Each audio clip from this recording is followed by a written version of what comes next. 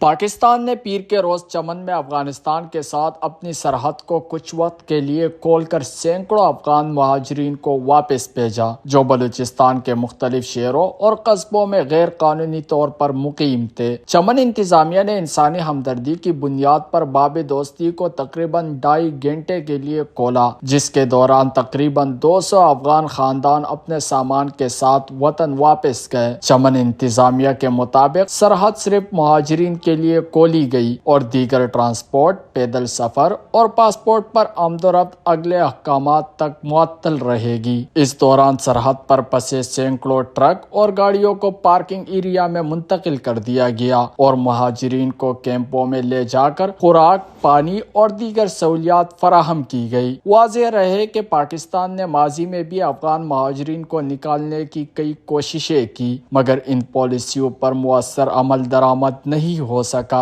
اور مہاجرین کا مسئلہ اب بھی برقرار ہے۔ بلوچستان کے مختلف علاقوں میں صورتحال پرسکون رہی اور سیکورٹی فورسز چوکس ہے تاکہ کسی ناخوشگوار واقعے سے بچا جا سکے۔ West news Balochistan.